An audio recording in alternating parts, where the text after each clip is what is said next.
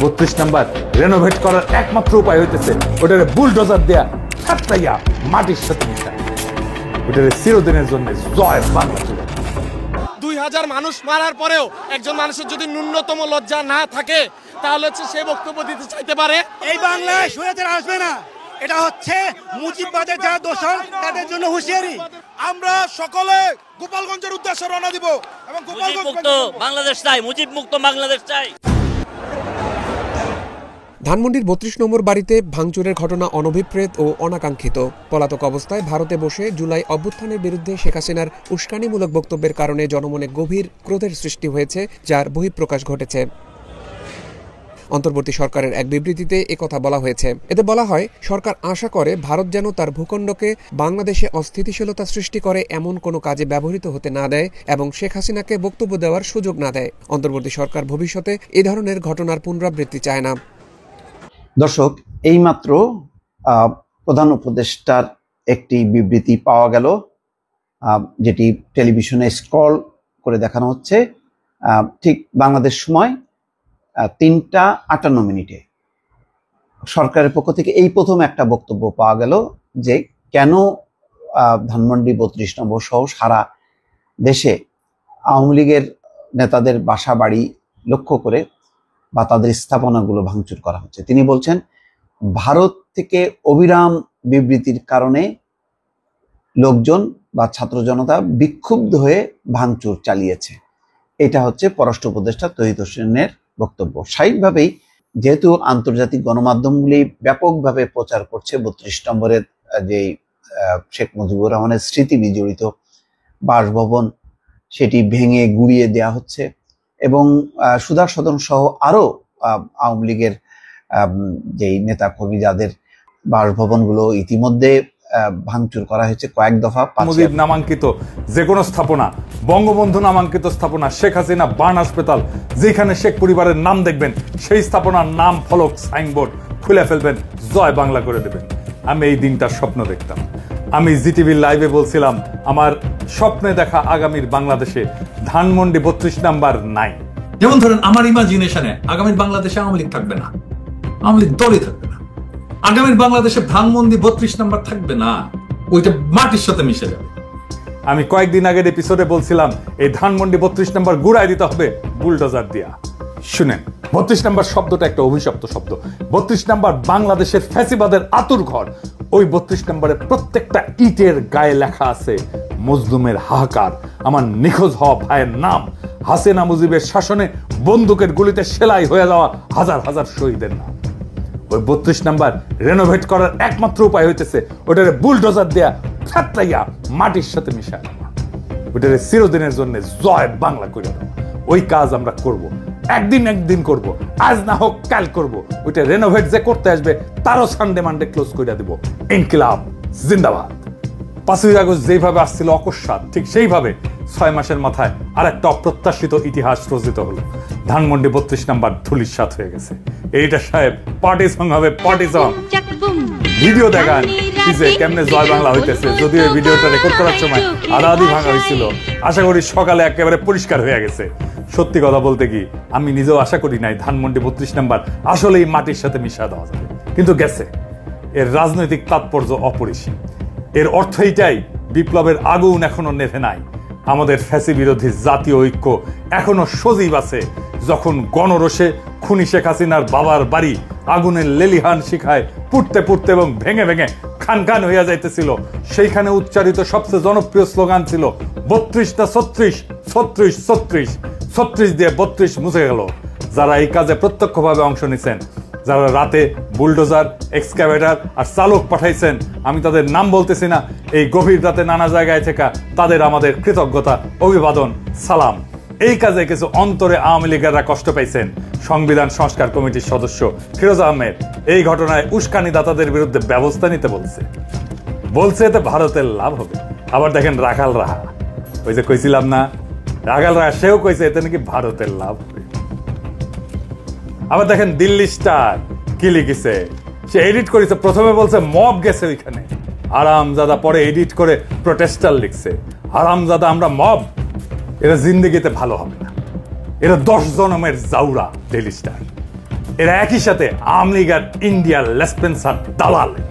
এদেরকে বাংলাদেশের মাটি থেকে এইভাবে উচ্ছেদ না করলে বাংলাদেশের কোনো মুক্তি নাই।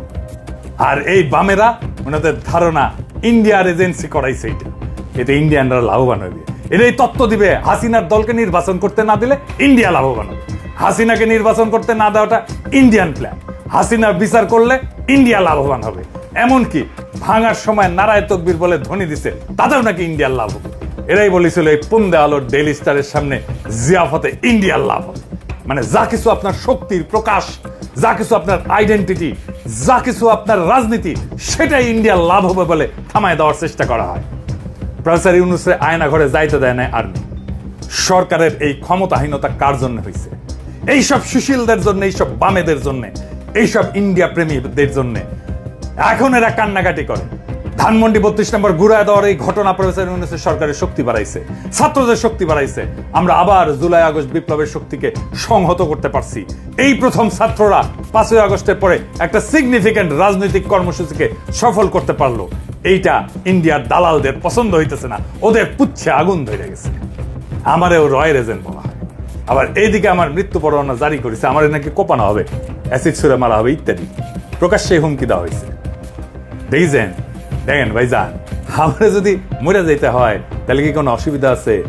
আমার সাথে ঢের কম বয়সের ছেলেমেয়েরা জুলাই আগস্ট বিপ্লবে প্রাণ দিচ্ছে, আমারও না হয় প্রাণ গেল, কিছু যায় আসে।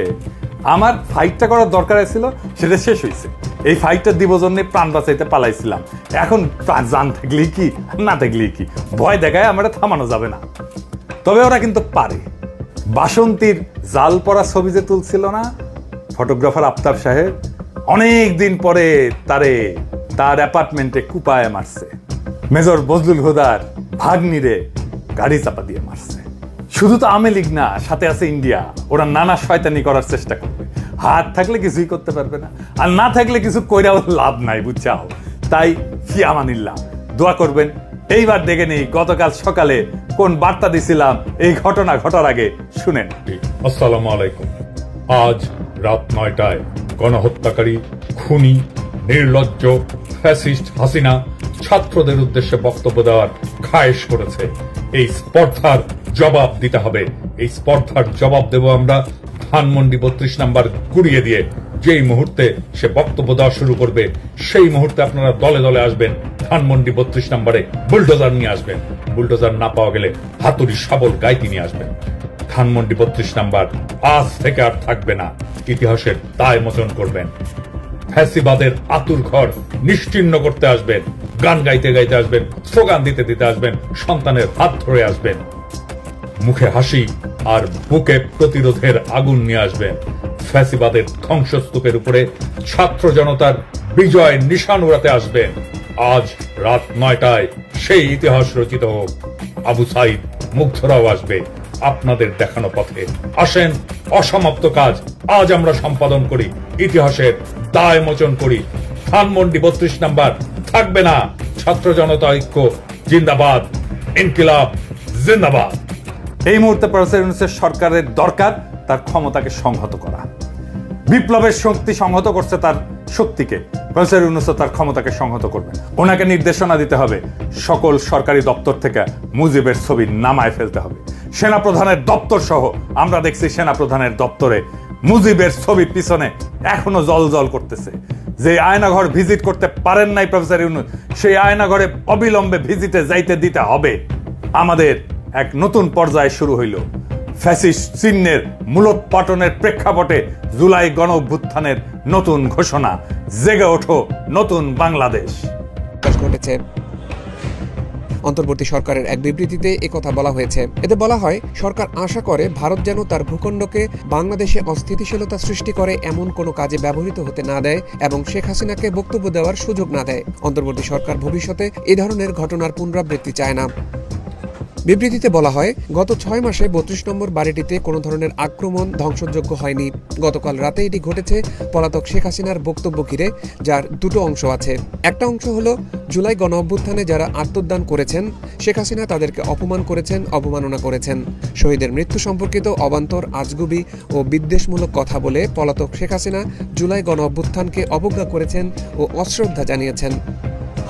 দ্বিতীয়ত, শেখ হাসিনা দুর্নীতি, সন্ত্রাস ও অমানবিক প্রক্রিয়ায় নিপীড়ন চালিয়ে ক্ষমতায় থাকাকালীন যে সুরে কথা বলতেন, গণ অভ্যুত্থানের মুখে পালিয়ে যাওয়ার পরেও তিনি একই হুমকি ধামকির সুরে জুলাই গণ অভ্যুত্থানে অংশ নেওয়া প্রতিটি মানুষের বিরুদ্ধে কথা বলে চলেছেন, হুমকি ধামকি দিচ্ছেন। শেখ হাসিনা দেশে অস্থিতিশীলতা সৃষ্টির হুমকি দিয়েছেন। এতে আরও বলা হয়েছে, মানুষের মনে জুলাই গণহত্যা নিয়ে যে ক্ষত রয়েছে, সে ক্ষততে শেখ হাসিনা একের পর এক আঘাত করে চলেছেন। তার এই সহিংস আচরণের প্রতিক্রিয়া হিসেবে ৩২ নম্বরের বাড়ি ভাঙচুরের ঘটনা ঘটেছে। অন্তর্বর্তী সরকার দেশ ও জনগণের জানমাল রক্ষায় সর্বোচ্চ সতর্ক আছে। আইনশৃঙ্খলা রক্ষাকারী বাহিনী সর্বাত্মকভাবে পরিস্থিতি নিয়ন্ত্রণে আনার যথাযথ চেষ্টা করছে।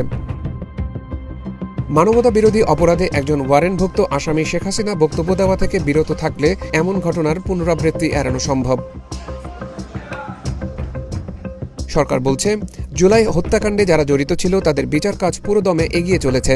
এই বিচার নিশ্চিত করে গণহত্যাকারীদের উপযুক্ত শাস্তি দিতে অন্তর্বর্তী সরকার প্রতিশ্রুতিবদ্ধ। উস্কানিমূলক কর্মকাণ্ডে যারা জড়িত তাদের বিরুদ্ধে কি আইনগত পদক্ষেপ নেওয়া যায় তা সরকার খতিয়ে দেখবে।